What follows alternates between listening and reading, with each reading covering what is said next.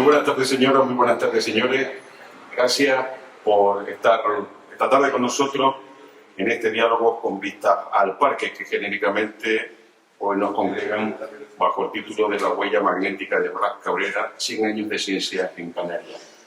Mi nombre es Antonio Salazar, soy periodista y además soy el responsable de Gaveta Ediciones, porque aquí un poco la excusa, ya se lo digo, no es tanto hablar del libro de Verónica Pavés, que es que yo he editado, como del libro, que espero que ustedes lean con fruición y lo recomienden para que pueda ser comprado muchísimo y podamos seguir vendiendo libros, que es a lo que nos dedicamos. Nuestro agradecimiento, como no podría ser de otra manera, caudal, por acogernos en su casa, por haber tenido la gentileza de invitarnos y porque además tienen un vínculo con Blas Cabrera curioso además, ¿no? Porque fue la primera vez que supe de su conocimiento de la figura de Blas Cabrera, lo cual le da una enorme ventaja con respecto a un montón de canarios, dicho sea de paso, ¿no? Porque ellos sí sabían algunos de sus avances y por qué era importante que estuviera presente en estas instalaciones de Caudal. Yo les voy a dar paso rápidamente a quienes nos acompañan, porque además el tiempo no es precisamente muy extenso el que vamos a disponer para hablar de lo que pretendemos. Verónica Pavés, como dije, es la autora de este libro. Ella es periodista especializada en ciencia, es redactora de la información de sanidad, ciencia y medio ambiente en el periódico El Día, La Opinión de Tenerife y en La Provincia. Trabaja en la sección de medio ambiente de los diarios de prensa ibérica y colabora en distintos programas de radio y televisión de Canarias. Autora de un poemario, pero vamos a obviar. Es que es una broma porque los poemas, todo el mundo escribe poesía, pero poca gente edita poesía porque hay poca gente que compre poesía y siempre hay que explicarlo, pero ella tiene uno, además editado y publicado. Y su trabajo ha merecido recientemente el reconocimiento del premio Concha García Campoy de Periodismo Científico en la 7ª edición en la categoría de Periodismo Digital. Y con nosotros, de igual manera, está Daniel Sáenz Merodio. Su carrera ha estado siempre vinculada a la innovación y la tecnología. Posee un doctorado en robótica y automatización por la Universidad Politécnica de Madrid y una licenciatura en ciencia física. Con más de 10 años de experiencia en ingeniería de control, Daniel destaca por su contribución al desarrollo de control y movimiento de exoesqueletos como instrumento de mejora de la calidad de vida de niños con atrofia muscular espinal y parálisis cerebral. Actualmente es un investigador especialista del orbital de robótica de Arquimea Research Center. A los dos, buenas tardes. Muchas gracias también.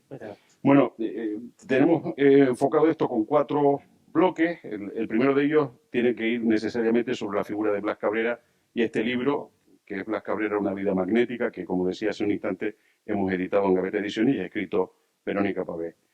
Yo les voy a dar paso a ellos para que puedan hablar sobre este asunto y mi aportación en el arranque es solo cómo llegamos a la decisión de editar el libro. Y es que fue un poquito más de un año. En octubre. Sí. Salen un montón de informaciones relacionadas con Blas Cabrera y esto que uno que lleva ya demasiados años en esta profesión piensa que poquito sé de Blas Cabrera más allá de un brochazo. Y claro, a partir de ahí se empieza, pues debería haber un libro sobre Blas Cabrera que explicara, que aproximara la figura de tan eminente canario por lo menos al conjunto de los canarios, ¿no? Y entonces, al poquito, un golpe de suerte, Vero publica un artículo muy interesante y bien escrito sobre Blas Cabrera en su periódico. En la introducción dije que colabora en distintos programas de radio y televisión de Canarias y nosotros nos conocíamos exclusivamente de eso, de haber estado alguna vez en alguna tertulia. Y le mandé un mensaje a través de Twitter. De Twitter, sí. En la X ahora. Sí. Y además recuerdo que ya te sugerí lo que pretendía, me dijiste, sí, yo te llamo mañana. Y ese mañana se convirtió en una semana. No te llamé, se me olvidó. Sí, lo recuerdo perfectamente. Bueno, esto es una cosa que a ciertas edades no suele pasar mucho, que ponemos mucho más empeño del que la gente joven tiene en respondernos, ¿no? Y a partir de ahí sí es verdad que es la única vez que no cumplió lo que me dijo que iba a hacer, porque entre otras cosas entregó el manuscrito en un tiempo, diría, récord, además. O sea, fue escrito con muy buen pulso y además en tiempos muy ajustados. Lo cual siempre le estaré profundamente agradecido. Bueno, me dijiste que tenía que estar y yo dije, pues si tiene que estar, tiene que estar. Bueno, Pues esa es la historia del libro. A mí sí me gustaría que ambos sí pudieran hablar sobre... Daniel lo ha leído además, ¿no? O Mm. sea que no... Sí, sí, lo he leído. Yo conocí a Blas Cabrera porque en la Complutense hay un aula que es Blas Cabrera y, y no conocía de su vida. Sí sabía lo que había desarrollado en cuanto a física, un poquito. Sabía que había sido un poco el que introdujo la teoría de la relatividad general de Ok. Einstein y la especial y, y sus trabajos en magnetismo. Pero esa es un poco la experiencia de mucha gente, pero y de muchos físicos, ¿no? Que al final se entiende que a quien le interesa lo que hizo Blas Cabrera, sobre todo, debería ser a los físicos, y muchos se acercan a la historia de Blas Cabrera a través de, pues, de repente un libro que encuentran en la biblioteca en física, o pues porque hay un aula que se llama así, o porque su profesor lo menciona en alguna ocasión, pero no es habitual que se hable de Blas Cabrera en casi ningún lado. Y es curioso porque al final Blas Cabrera no solo es un físico, no solo fue uno de los físicos más importantes del siglo XX, probablemente de toda Europa y seguro de España, sino que también fue canario. Entonces, que en Canarias, ahora es verdad que se está haciendo muchas cosas para restaurar su memoria, pero que en Canarias las personas que conozcan a Blas Cabrera pues se limiten a un grupo bastante reducido, es cuanto menos curioso. Entonces, de ahí un poco surge todo esto, surge el germen del libro, surge a raíz de la llegada de los restos de Blas Cabrera, gracias, entre otros, pues al apoyo de la Universidad de La Laguna y a Jorge Méndez, que está aquí, y a su familia, Luis, que también está aquí, y Marta. Gracias un poco a ese empuje y también pues el Consulado de México y todo eso y el Ayuntamiento de La Laguna, finalmente llegan los restos de Blas Cabrera, que llevaba pues 85 años en el exilio entre pitos y flautas, ¿no? Primero se fue a Francia, luego se va a México y sus restos estaban allí. ¿Cómo se puede entender que los restos de uno de los grandes científicos de nuestro tiempo no estén en su casa, si no estén exiliados en México? Pues se entiende porque por la convulsa situación que tuvo que vivir Blas Cabrera, y que un poco contamos en el libro, y que se entiende así un poco que de todo lo que ocurrió y por qué también a día de hoy no se le conoce como debería conocérsele, ¿no? Eh, una guerra que acabó con el desconocimiento de su figura total y por borrarlo prácticamente del mapa, y una restauración después, ¿no? Póstuma, que tampoco llegó a ser lo suficientemente importante. Entonces, un poco eso es lo que intenta hacer con Blas Cabrera, una vida magnética, es hacerlo además de una manera diferente, porque con todos los esfuerzos que se han hecho hasta ahora, es curioso que todavía o todos los esfuerzos intentando, ¿no?, de divulgar su figura, pues no haya llegado a toda esa gente que nos gustaría que llegara. Y creo que la ciencia tiene que llegar, y estoy convencida de que la ciencia tiene que llegar a todo el mundo, no solo a quien esté interesado en ella. Y más siendo un físico como es Blas Cabrera, pues tiene que estar donde sea, todo el mundo lo tiene que conocer, o por lo menos una gran parte, y sobre todo en Canarias, una gran parte de nuestra población lo tiene que conocer, y por eso el libro no habla exactamente solo de sus hitos científicos, que también, porque forman parte de su vida, sino de su vida, de cómo nació en un entorno de crisis, ¿no?, de la crisis de la cochinilla en Lanzarote, cómo su padre decide emigrar en ese momento hacia La Laguna para conseguirle a toda su familia una mejor situación, y cómo él pues va forjando toda su vida a raíz de ese origen canario, que además un poco siempre tenía esa forma de ser muy canario, que creo que también es interesante que la gente sepa que no solo vivió en Canarias, sino que volvía, que era su casa, y que no se fue a Madrid y se quedó allí, sino que esta era su casa, y él siempre intentaba llevar lo bueno que yo creo que tienen un poco los canarios, que es esa forma de ser tan abierta y tan buena, también hacia la península y hacia el resto de Europa. Sí, al final, por ejemplo, los americanos lo hacen muy bien, que es reivindicar sus figuras científicas. Por ejemplo, la película Oppenheimer como el libro de Oppenheimer. Sin embargo, los españoles pecamos mucho de no reivindicar nuestras figuras y conocerlas y defenderlas. Cabrera fue el físico más importante, uno de los físicos más importantes del siglo XX en España. que menos que reclamar su figura, sus investigaciones y su vida. Ujú. Si a alguien se le ocurre llevar Oppenheimer al cine, que hable con nosotros primero. O sea, a Blas Cabrera, como he hecho con Oppenheimer, y lo reclamen de esa manera, que hable con nosotros, que tenemos una idea sobre ese asunto. Hombre, Y un libro, además. si Nolan quiere, ¿no? No podemos. Este, No, pero bueno, sí es verdad, ¿no? Siempre, yo creo que en Alemania no conocerías a nadie que no conozca a Einstein, ¿no? O en Claro, Francia a Marie Curie, o en Estados Unidos ahora que ha salido la película de Oppenheimer, a Oppenheimer. Y sin embargo, en España, esto no pasa solo con Blas Cabrera, es verdad, porque en España siempre hemos tenido una historia con respecto a la ciencia, un poco de ir eh, a contrapié, ¿no? También ocurre con la comunicación científica, o sea que todo lo que tiene que ver con la ciencia siempre es un poco más tarde de lo que debería. Y además con unos inicios muy difíciles, con gente que no entiende para qué hacer eso, ¿no? Entonces hay muchas figuras que le ocurre lo mismo. El mismo Ramón y Cajal, aunque lo conocemos todos, yo creo que no conocemos ni la mitad de la vida o de lo que hizo Ramón y Cajal, sino que sabemos que existe.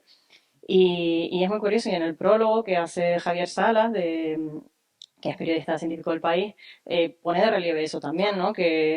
Bueno, que no, si a alguien le preguntan qué científicos conoces de España, pues unos pocos te dirán Ramón y Cajal, y el resto es que no te dirá absolutamente nada o te dirá que no sabe. pero más que eso es interesante, pero es una cuestión a lo mejor más general del país. Pero en el caso de Blas Cabrera no puede influir también que ningún bando lo reclama porque tiene problemas con los dos.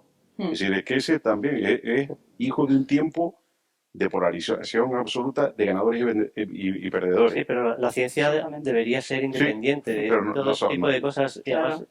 Pero absolutamente, ¿no? De repente pues, vive muchos hechos históricos en España, pero vive creo que el más importante de España, que es la guerra civil, esa guerra civil, y se encuentra en una situación delicada, porque ha ostentado cargos, aunque él nunca, En contra de su voluntad casi, ¿no? muchas veces en contra de su voluntad. Mm. Él ostentó muchos cargos, pero no era ni de un bando ni de otro, o sea, no era ni republicano, ni era Era científico. nacionalista, era un científico que quería ver avanzar a su tierra, ¿no?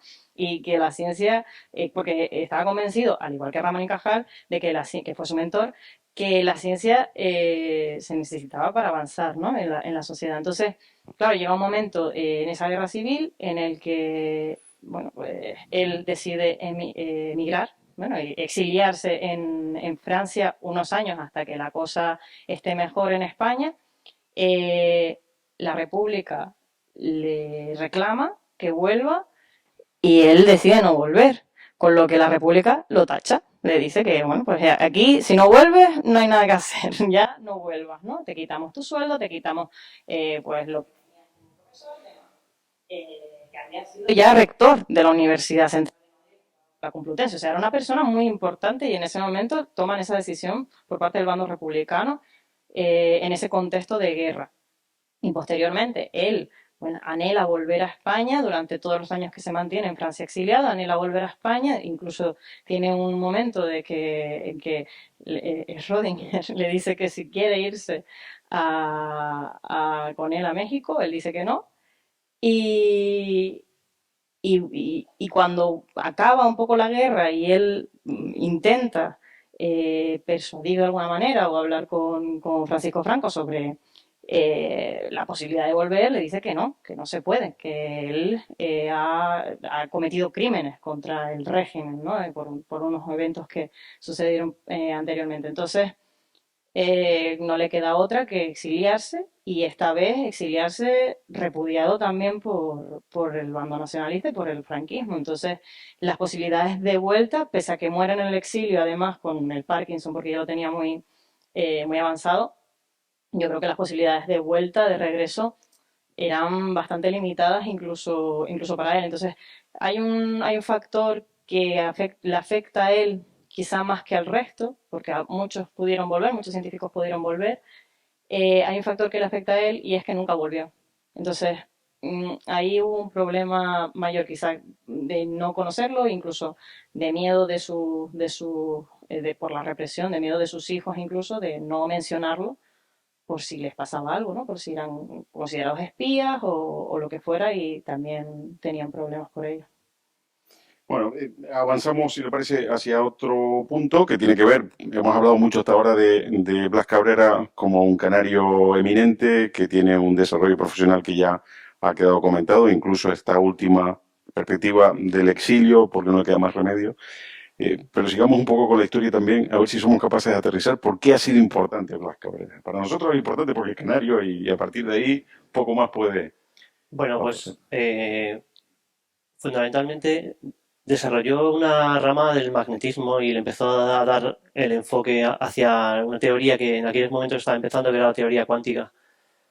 Y, y se escribía mucho, bueno, estudió toda la teoría de Einstein, que estaba recientita. La teoría de la relatividad nace en 1905 y se completa en 1915. Y entonces, para introducirla en España, antes no había internet. Y entonces, para introducir una teoría en España, pues, y enseñarla, pues Blas Cabrera se encargaba de todo eso.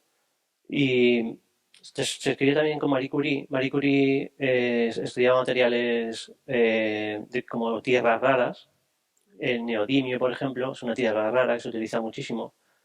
Y Marie Curie desarrolló un estudio en el cual eh, veía cómo se comportaban magnéticamente los materiales cuando los calentabas y dejaban de ser los imanes, para que nos entendamos, dejaban de ser imanes, perdían esa propiedad. Blas Cabrera completó esa teoría, la completó y la extendió. Además, creo que es importante saber el contexto histórico en el que todo esto sucede, porque sucede en el momento en el que la teoría cuántica empieza a surgir y hay muchas personas que no están a favor de ella, porque la teoría cuántica que viene a explicar lo que ocurre a nivel subatómico, si me equivoco tú me corrige, pero bueno, viene a explicar lo que ocurre, cómo se comportan las partículas a nivel subatómico y claro, se están comportando de una manera muy extraña, muy drambólica, que no se entendía con las leyes de la física que había instaurado Einstein ya para aquel momento. Entonces, claro, los físicos de aquel momento, aunque habían hecho una herramienta matemática, que es la que muestra Niels Bohr, bueno, también otros, para entender qué estaba pasando o para poder calcular lo que estaba pasando a nivel subatómico, había mucha gente que no estaba de acuerdo con eso, que creía que tenía que haber una teoría que explicara lo que estaba sucediendo ahí y no solo lo predijera matemáticamente, que es lo que estaba pasando. Entonces, un poco Cabrera en ese momento, que está en esa lucha de bandos, entre comillas, de la física, porque no es una lucha de bandos, pero sí que está como el bando de Peter Weiss, que eh, está diciendo que tiene que haber que está diciendo otras cosas, y el de Niels Bohr, él se pone junto a su mentor, que es Pete Weiss, y al final, por un tema, la verdad, de casualidad, pero por sus propios estudios, pues un poco se sientan, dicen, no, no, es que esto sí que está bien y tiene que ser este el que siga, ¿no? En esos cálculos. Entonces, aunque la ciencia, creo que lo hablábamos el otro día, la ciencia es algo que hacen muchos investigadores y que no solo le compete a uno. eh, en este caso, podemos decir que Blas Cabrera fue una figura muy relevante dentro de la teoría cuántica. Mm. Bueno, y estudia algo que estudia la cuántica, ¿no? Que es ese spin del magnetón, que bueno, explícalo tú, porque eso yo no. Sí, Pero si lo sí, explica, que lo entienda uno como yo. O sea, sí, la teoría cuántica fundamentalmente es estadística a nivel subatómico y eso significa que tú no sabes en qué estado se encuentra, por ejemplo, un electrón hasta que no lo mides. Y entonces tienes una serie de probabilidades de que, por ejemplo, un electrón se encuentre en una posición determinada. Por eso se habla de orbitales y no se habla de una posición concreta. Eso le molestaba mucho a muchos físicos A Einstein se ponía deterministas. A negro. Einstein le molestaba mucho. De hecho, Einstein tiene una frase que es Dios no juega a los dados, que significa el universo no puede ser intrínsecamente estadístico. Azar, sí. O sea, eso significa. Y efectivamente, bueno, el desarrollo de la mecánica cuántica, yo diría que todavía a día de hoy tiene muchísimas cosas que molestan. que molestan porque hay como el paso del mundo macroscópico al mundo, al revés, del mundo microscópico al mundo macroscópico, hay lo que se llama así en ciencia también, un salto cuántico que, que dices, molesta porque es tan poco intuitivo y se parece tan poco al universo macroscópico que en el que vivimos, que es normal que hubiesen muchos científicos que dijeran, esto no puede estar bien, vamos a encontrar una teoría que realmente explique todo lo que está pasando por ahí abajo. La cuestión es que a día de hoy es una teoría confirmadísima y que funciona y que gracias a la teoría cuántica funcionan los móviles, funciona la electrónica, funciona toda la tecnología que nos rodea. Que es súper contraintuitivo, porque imagínate, ¿no? A nivel cuántico, lo de las comunicaciones cuánticas a mí me parece un ejemplo, ¿no? De que esto es imposible, ¿no? Se supone que sí, que, bueno, comunicaciones cuánticas y muchas otras cosas, ¿no? Que si mueves una partícula en un lado, otra que está súper alejada se va a mover hacia el lado contrario, porque están como en un enlace. Eso es como, no sé, como decir, yo tengo un hermano gemelo y yo estoy aquí bañándome, ¿no? Y mi gemelo está limpio y no se ha bañado. Quiero decir, es una cosa súper poco intuitiva y al final, claro, la gente no lo entiende y creo que hay un debate en la física ahora mismo, no sé, sobre que a lo mejor nos estamos dejando llevar porque eso funciona y no estamos intentando entender lo que está funcionando, lo que está pasando en el mundo cuántico, que no tenemos una teoría de que, bueno, que a lo mejor esto está pasando, pero tampoco lo sabemos con seguridad, ¿no? Sí.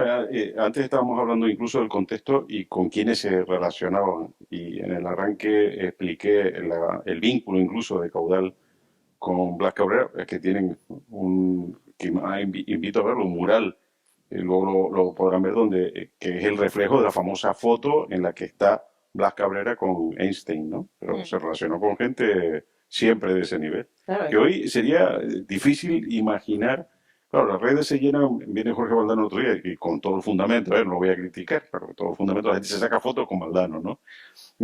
Para recordar que estuvo por aquí y le acompañó. O sea, hoy sería difícil buscar con quién podría ser uno, tener esa foto, ¿no? La de hoy. bueno, hace unos años sería Hawking quizá, ¿no? Se Bueno, nos viene a todos un poco en la cabeza un Hawking, Sí, pero yo creo también que Hawking porque era mucho más mediático porque era más seguramente mediático, claro. ¿no? Pero en ese momento Einstein, ¿no? Que era la persona más Vale. mediática del mundo en ese momento, cuando vino a España acompañado por Blas Cabrera, había tenido un periplo enorme, había ido de gira, siendo científico, ¿no? Y la gente, aunque no lo entendiera, que eso me parece muy interesante, la gente, aunque no entendiera a Einstein, iba a ver a Einstein. Luego se reían un poco de él, ¿no? Bueno, Que era tenía la este... foto de la época. Ya lo ibas a contarlo. Anoche estuve en Uy, una conferencia. ¡Buah! una conferencia que no entendía papa, pero una conferencia buenísima. Y de hecho eso era una cosa buena que tenía Blas Cabrera y que la gente le gustaba mucho de Blas Cabrera. Y es que cuando iba a una conferencia de Blas Cabrera entendía lo que decía. Porque también aparte de científico sabía que la divulgación era muy O importante. sea, Que, el número de científicos a los que hemos conseguido entender se eleva a uno. O sea, era Blas bueno, Cabrera. ya vamos poco a poco, ¿no? Ya vamos Vale, vale. aumentando. No, sí, la verdad es que para lo que hacía, que a todos nos cuesta un poco entenderlo hoy en día, eh, que el hombre fuera porque él también se fue por toda España dando charlas, incluso aquí en Canarias, que siempre nos tienen un Mm. poco apartados, pues aquí estuvo también dando conferencias y dando charlas Multitudinaria además, ¿no? multitudinarias. Sí. Bueno, Algún, multitudinaria de acuerdo a lo... bueno, para hacer el libro se usaron muchas fuentes, pero una de las fuentes fueron la prensa de la época, la prensa canaria de la época, para ver qué decían sobre Blas Cabrera.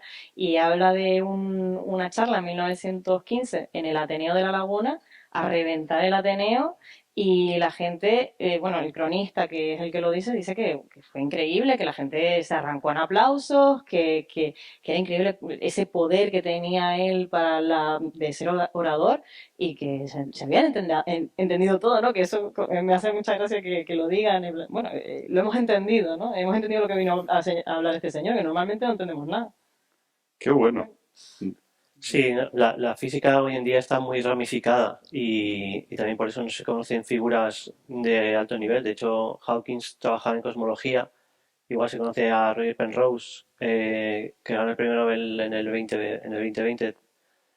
El premio Nobel de física, pues hay todos los años y si no estás metido en el mundo, pues no se les conoce.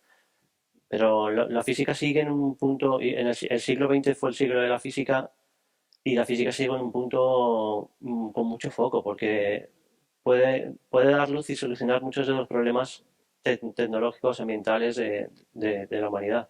Ujú. Que es verdad que alguien antes ganaba un premio Nobel y se conocía, y ahora es verdad que cada año salen 3 premios Nobel por lo menos, o dos, tres, y te Bueno, la gente de cada curiosías. uno de los campos probablemente sí, ¿no? Hombre, sí, claro, Pero pero quiero decir que antes era como un premio Nobel, era wow, ha tenido un premio Nobel, qué increíble, ¿no? Una persona. Y ahora es verdad que no sé si es un poco que se ha diluido el premio Nobel, espero que no, no. pero bueno, Hombre, también la velocidad a la que consumimos claro, información, ¿no? Que a lo todo mejor está, tiene, todo está. sí, yo creo que eso tiene Hay que- seguramente algo más que ver.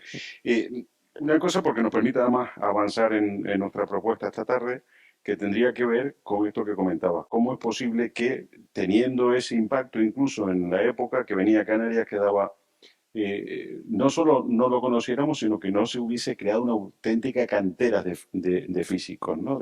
De gente que iba al Ateneo, lo llenaba, lo ponía hasta la... Salían los periódicos ponderándolo muy bien que había estado, que la gente lo entendía, y sin embargo no se generó ese ecosistema, ¿no? Hombre, el contexto de la universidad en Canarias tiene que ver, ¿no? Porque aquí no había universidad como tal, mucha gente tenía que irse a estudiar Él a... también, ¿Eh? él también, Él también, claro. él era uno de esos, y su padre antes que él también. O sea, que creo que ya al final, un poquito, cuando él, no estoy segura, porque ahora la verdad es que ese dato no lo tengo claro, si la Universidad de Laguna fue más tarde, fue posterior a él o llevó él, yo creo que no, a los últimos años, yo creo que no.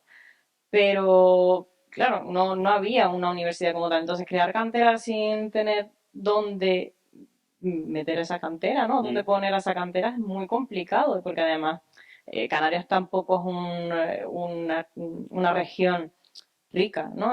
No lo era entonces, no lo es tampoco Bueno, ahora especialmente. Entonces, no dar una oportunidad a las personas para que se formen dentro de su isla o de sus islas, eso siempre hace que sea mucho más difícil crear algo así. De hecho, bueno, pues si ha mejorado, si Canarias ha mejorado en esa educación superior, ha sido gracias pues, a las universidades que se han implantado en las islas, porque si no fuera así, no estaríamos hablando del nivel de estudios que tenemos ahora, por ejemplo, ¿no? lo que nos lleva al siguiente punto, ¿y en qué punto está justo la ciencia ahora en Canarias? Como quieras. Ahora tú dices, me alegra que me hagas esa pregunta, Me ¿no? alegro que me hagas esa pregunta. Bueno, creo que estamos en un punto mejor, pero que podría mejorar muchísimo más, ¿no? Mejor que cuando estudio Cabrera, seguro que no. Hombre, creo que estamos en una situación mejor, sin duda. La ciencia, a partir de, sobre todo, de la crisis del coronavirus, ha empezado a ganar relevancia de alguna manera, ha empezado a entenderse pues lo importante que es para la sociedad, no solo para los científicos y para los avances físicos de la cuántica y todo esto, sino estamos hablando de que es una necesidad de la sociedad, ¿no? Y lo importante que es todas las ramas de la ciencia cada vez más para el avance social, ¿no? Que eso ya lo tenía muy claro Blas Cabrera, pero parece que nos habíamos olvidado, ¿no? Que cuando es verdad que una dictadura tan larga durante tanto tiempo, también muy represiva con la ciencia, que los veía como enemigos del régimen, también ha ayudado a que España siempre vaya un poquito por detrás en ciencia. Entonces ahora vamos un poquito mejor, sí, pero el mundo va muy rápido. Y hay países que van a velocidad de vértigo. Por eso la inversión en ciencia en general en España y en concreto en Canarias sigue siendo irrisoria, sigue siendo muy baja y tiene que aumentar progresivamente, así como dar poco a poco un poco de apoyo de tanto público como privado, porque por eso estamos aquí también, porque Alquimia es una de esas empresas, Alquimia y Caudal son esas empresas que dan ese apoyo a la investigación que es tan importante desde el ámbito privado, porque en Canarias tenemos un ámbito público que da cierto dinero a la ciencia, aunque muchas veces se critica que es poquito, pero a nivel empresa, a nivel privado, hasta ahora es verdad que ha sido muy bajo y en los últimos años está creciendo muy rápido y tenemos ahí una oportunidad muy buena de que Canarias siga creciendo a nivel privado. Porque si nos fijamos en otras comunidades autónomas como País Vasco, en realidad lo que se invierte públicamente no es mucho mayor de lo que se invierte aquí. Es un poquito mayor, pero la diferencia no es tan abismal. En País Vasco, por ejemplo, lo que tienen es un buen sustento de empresas. Pero para que las empresas estén aquí también en Canarias, también necesitan que haya, por lo menos para apoyarles al principio, un incentivo público. Y luego ya pues, podríamos estar hablando de que vayan solos poco a poco las empresas y que podamos decir que tenemos un verdadero tejido empresarial que se dedique a esto, así como a seguir financiando obviamente a las universidades y seguir apoyándonos en las universidades y en las investigaciones que se hacen allí. Creo que eso es lo más importante y poco a poco empezaremos a ser también un poco más libres, porque al final la ciencia también nos hace pues tener eh, poder ir por otros lados que a lo mejor dependemos mucho, lo hemos visto en la pandemia, dependíamos mucho de China, de que nos dieran mascarillas, pues ser un poquito más independientes en ese sentido. Y además dar respuesta a las cosas que ocurren en Canarias, desde Canarias y con investigación de Canarias. Eso es lo que se puede hacer, lo que tenemos a futuro, ¿no?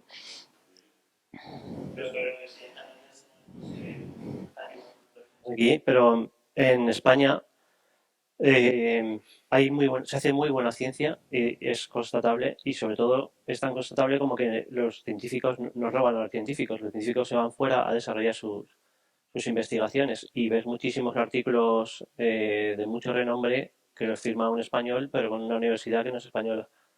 Eso es así y bueno, revertir esa situación pues no sé si requiere más investigación, requiere cambiar, requiere más inversión, cambiar el paradigma, que también que el español se lo crea desde ahí dentro.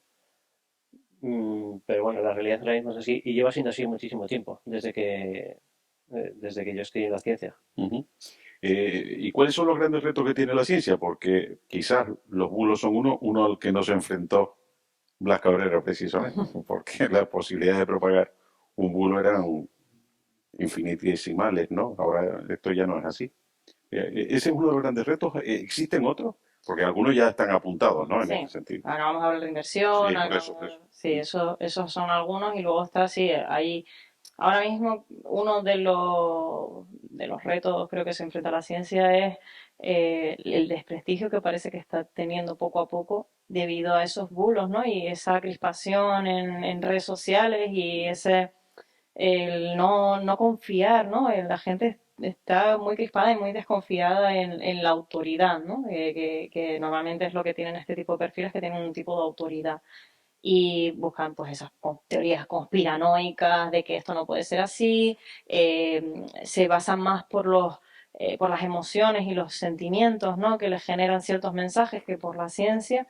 Y uno de los retos que tiene, pues tiene la ciencia, pero creo que también la sociedad en general, es intentar de alguna manera volverle a dar credibilidad a esas fuentes, en nuestro caso, pero esas voces autorizadas, porque es que la pandemia ha hecho mucho daño en ese sentido también, las redes sociales, por supuesto. Las redes sociales ahora mismo creo que son terribles son muy buenas para unas cosas y muy malas para otras, ¿no? Sí, Y no, tenemos que de alguna manera volver a darle prestigio a estas voces.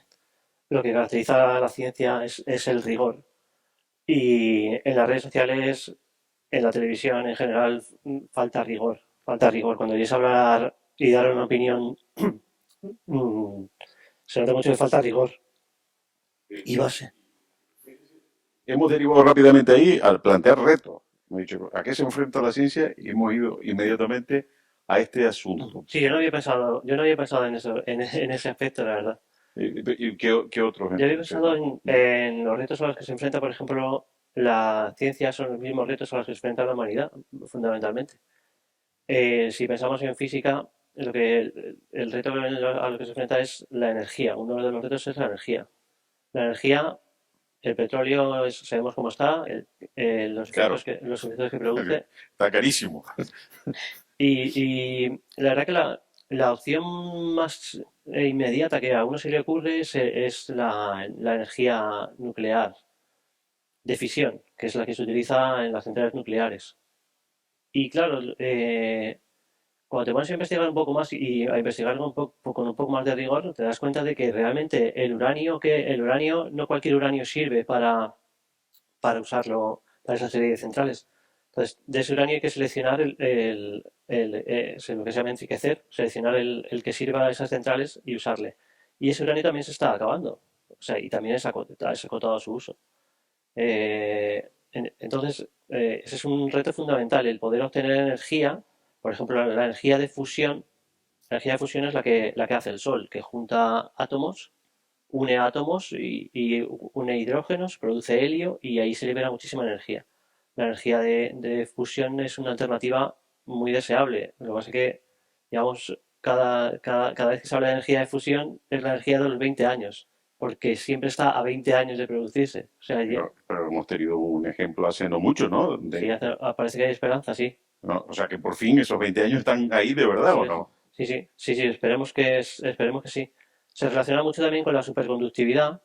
También ha habido noticias de superconductividad a temperaturas ambientales. Ujú. La superconductividad es otra cosa que un cablecito que conduce la electricidad sin que el cablecito se caliente y tengas pérdidas.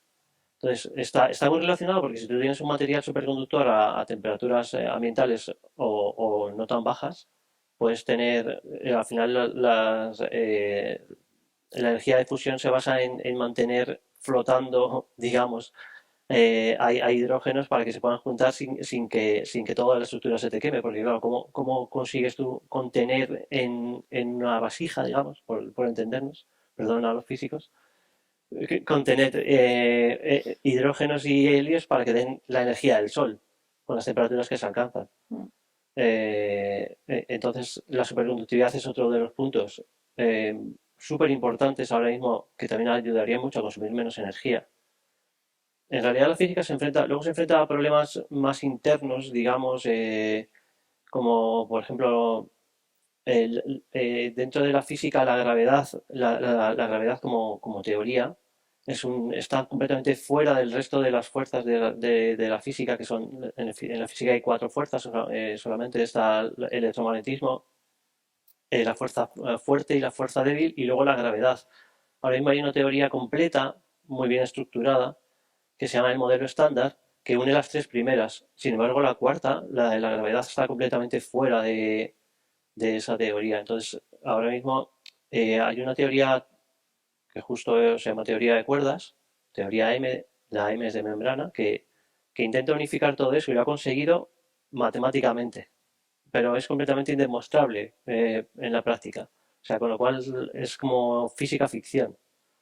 No se puede demostrar. Entonces ya son cosas en la física que se sigue avanzando por ahí. Yo añadiría como reto de la ciencia más en general también la necesidad de adaptarnos a los fenómenos extremos que estamos viendo con el cambio climático. Lo acabamos de ver hace unos días en Madrid, ¿no? Esas grandes inundaciones, lo hemos visto, pues estuve hace 2 días en Grecia y lo vi, empezó a llover, bueno, pues se volvió a inundar.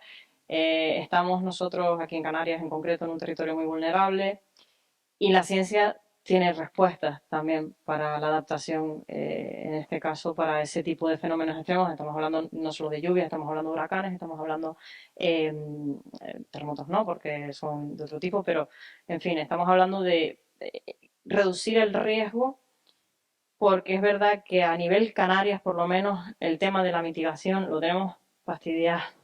Y no porque no se tenga que no hacer nada en mitigación. De hecho, tenemos que hacer muchas cosas en mitigación.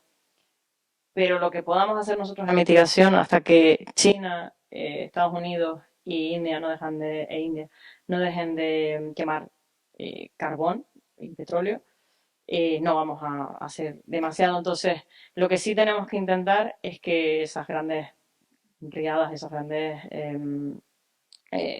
todos esos problemas que estamos teniendo, pues el impacto sea menor, no solo por el impacto en la salud, sino el impacto económico, porque está siendo muy grande el impacto económico y será aún mayor. Entonces, bueno, pues eso también es una de las cosas que se puede hacer desde la ciencia, que se me ocurre que se puede hacer desde la ciencia, y confiando en eso, además de otros tantos retos que tenemos, tanto de nivel de salud a otros niveles. Entonces, incluso en Canarias la ciencia puede ser el conductor para cambiar también el modelo económico, diversificarlo, esa diversificación que siempre hablamos.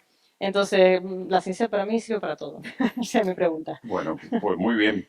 Nosotros, si les parece, lo dejamos aquí, lo que es el diálogo, y nosotros vamos a seguir compartiendo un ratito con todos ustedes si lo tienen a bien. Incluso Verónica estará por aquí firmando ejemplares de su libro. No se ha traído bolígrafo, pero se lo Me vamos lo a vas a proveer prestar tú. inmediatamente. Y nosotros nos quedamos un ratito más con Caudal, que además han preparado para que sea una fiesta de verdad, para pasarlo bien.